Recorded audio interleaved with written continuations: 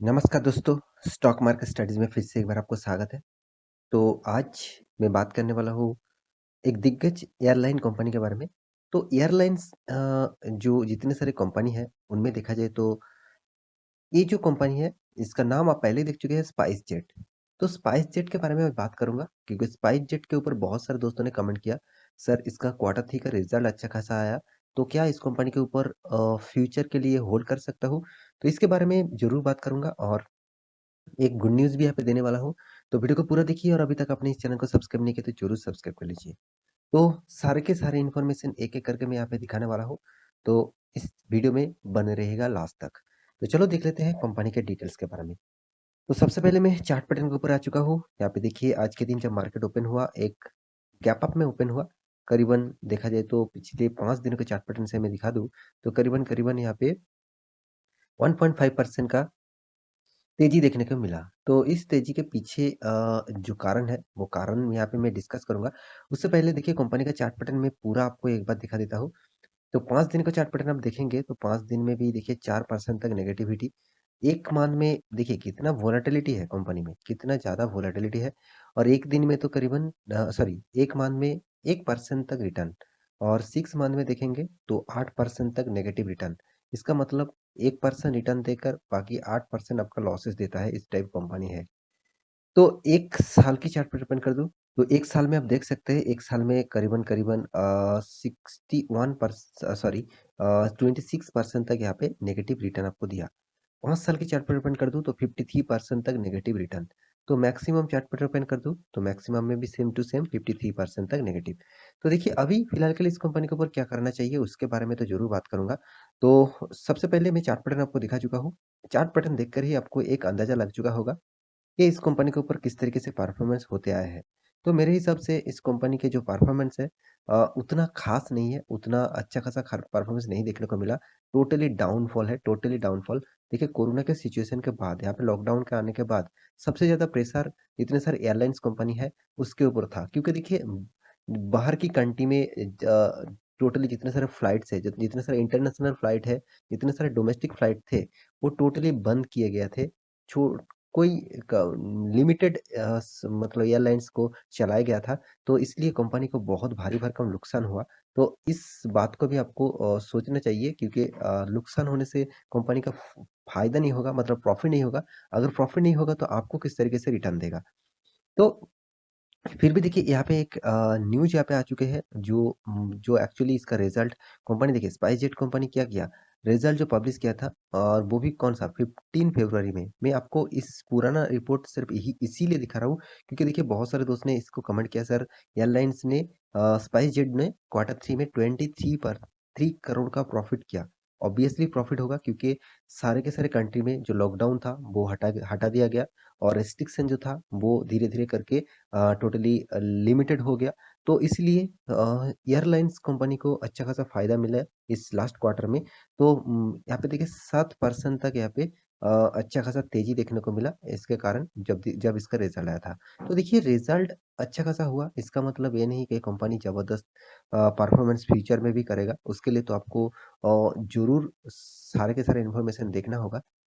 क्योंकि आप खुद ही देख सकते हैं यहाँ पे जो बताया जा रहा है कि टोटली जो रसिया और यूक्रेन के जो बीच में जो वार होने वाला मतलब जो यहाँ पे देखिए खुद ही बताया जा रहा है क्या रसिया और यूक्रेन यहाँ पे देखिए टेंशन जो है सबसे बड़ी जो टेंशन है रसिया और यूक्रेन के बीच में जो जो युद्ध होने वाला है मतलब युद्ध का जो तैयारी हो चुके हैं जिस तरीके से अभी मार्केट में दिखाया जा रहा है कि डेली बेसिस मार्केट बहुत ज़्यादा वोलाटिलिटी हो रहा है इसके पीछे सिर्फ एक ही कारण है जो रसिया और यूक्रेन देखिए रसिया से आप सभी जानते हैं रसिया से बहुत सारे क्रूड ऑयल आते हैं मतलब एक्सपोर्ट करते हैं तो अगर रसिया और यूक्रेन के साथ युद्ध लग जाए तो ज़्यादातर प्रेशर पड़ेगा किसके ऊपर क्रूड ऑयल के प्राइस प्राइस के ऊपर देखिए अभी इसका जो क्रूड ऑयल का प्राइस अभी $100 पर बैरल में पहुंच चुके हैं मतलब इतना बड़ा प्राइस बढ़ चुके हैं देखिए जितना क्रूड ऑयल के प्राइस बढ़ेगा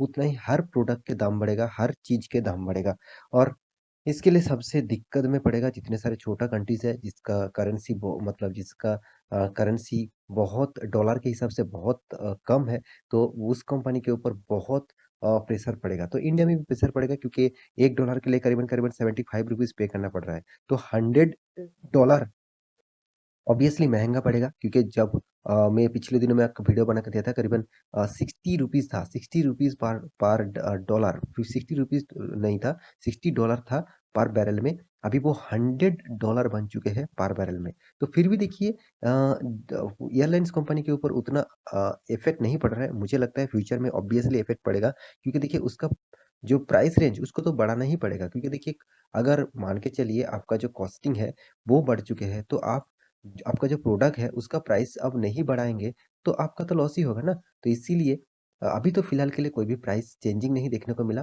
फ्यूचर में शायद इसका चेंजिंग देखने को मिल सकता है। तो यही जो न्यूज़ आया है, इस न्यूज़ ब ऑब्वियसली इतने सारे एयरलाइन्स कंपनी है, सिर्फ स्पाइस जेट के बारे में बात नहीं कर रहा हूँ। जितने सारे एयरलाइन्स कंपनी है, सारे के सारे ऊपर प्रेशर बहुत ज़्यादा देखने को मिल सकता है। तो मेरे हिसाब से ऑब्वियसली आपको इस टाइप कंपनी से दूरी रहना चाहिए क्योंकि जिस कंपनी का परफॉर्मेंस आप देखेंगे, मुझे बहुत परफॉर्मेंस खराब लगता है क्योंकि देखिए मार्केट कैपिटलाइजेशन कितना है? सबसे पहली बात एक स्मॉल कैप टाइप कंपनी है, करीबन 3600 करोड़ का मार्केट कैपिटलाइजेशन। एक छोटा-मोटा कंपनी आप बोल सकते हैं, इतना बड़ा भी नहीं है। और कंपनी का देखिए करंट जो प्राइस है वो 61 इसका मतलब करंट प्राइस है। तो इसका हाई हुआ था 90 और लो था 56 मतलब कंपनी लो के नज़दीक है और कंपनी का डिविडेंड कुछ भी नहीं है। डिविडेंड कैसे डिविडेंड देगा? कंपनी लॉसेस में रन कर रहा है। एनुअल इनकम जो है वो करीबन 1000 करोड़ तक कंपनी लॉस कर चुके हैं। कंपनी का डेब्ट भी देख लीजिए कितना ज़्यादा डेब्ट है 9700 करोड़। तो इतना डेब्ट है और कंपनी लॉस कर रहा है तो उस कंपनी के लिए मैं सबसे पहले तो बिग रश देना देने वाला हूँ। तो उसके बाद देखिए कंपनी के हाथ में जो कैश है 165 करोड़ का कैश है। चलो ठीक है। कंपनी की अर्निंग पर से देखिए नेगेटिव में है, वो भी ₹25 नेगेटिव। तो इस बात को भी आपको ध्यान में रखना होगा। जितने सारे यहाँ पे देखिए एयर ट्रांसपोर्टेशन सर्विसेज मतलब जितने सारे एयरलाइंस कंपनी है, उनमें देखा जाए स्पाइसजेट सेकंड लार्जेस्ट कंपनी है और इंडिगो जो नंबर 1 पोजीशन में है। तो इंडिगो का परफॉर्मेंस देखा जाए तो उतना खराब भी नहीं है। खराब तो ज़रूर है, सारे के सारे कंपनी के परफॉर्मेंस खराब है, मगर उतना खराब भी यहाँ पे नहीं देखने को मिला, जितना परफॉर्मेंस स्पाइसजेट में आपको देखने को मिलेगा। क्योंकि देखिए स्पाइसजेट का जो परफॉर्मेंस है, आप क्वार्टर बेसिस देखेंगे, तो हर क्वार्टर में कंपनी लॉस करके आया है। सिर्फ 2000 सॉरी सर 2018 में 2 बार क्वार्टर में प्रॉफ़िट किया था। उसके बाद देखिए हर क्वार्टर में कंपनी लॉसेस करते जा रहा है।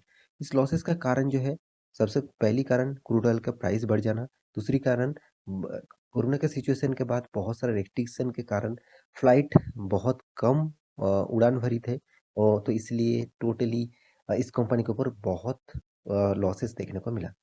तो आप यहाँ पे साल भर की भी बात करूँ तो साल भर भी देख लीजिए। सबसे पहली बात कंपनी का सेल्स, देखिए सेल्स कोई खराब नहीं हुआ।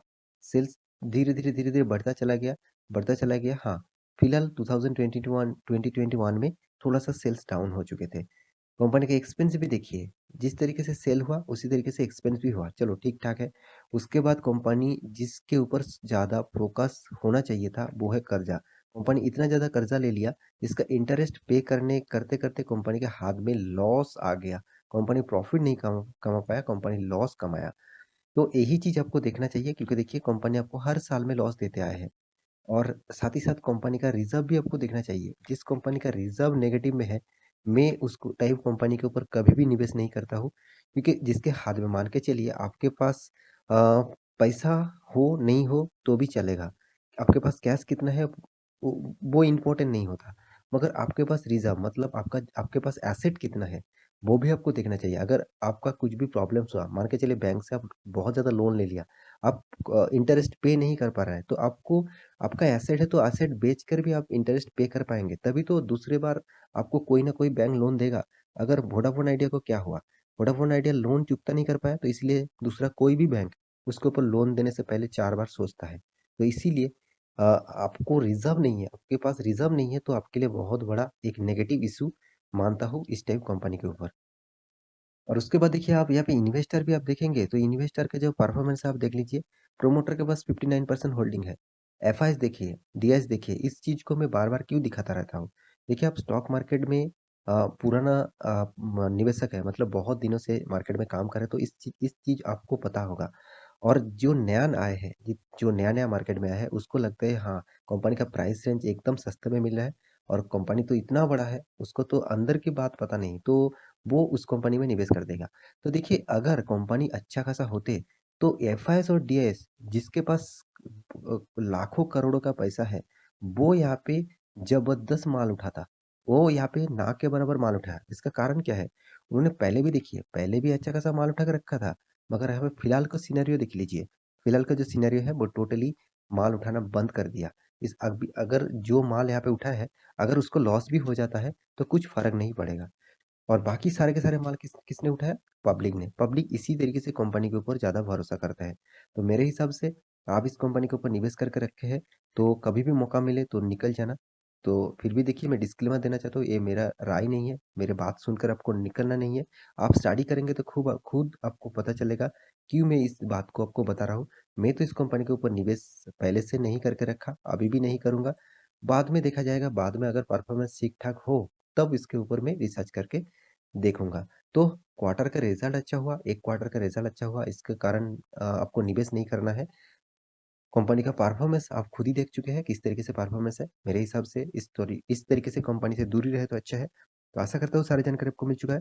तो मेरा वीडियो अच्छा लगे तो लाइक करना, दोस्तों के साथ शेयर करना और चैनल को सब्सक्राइब भी करना। मिलते हैं नेक्स्ट टॉपिक लेके, तब तक के लिए अच्छे से रहिए, अपना ख्याल रखिए। Bye bye.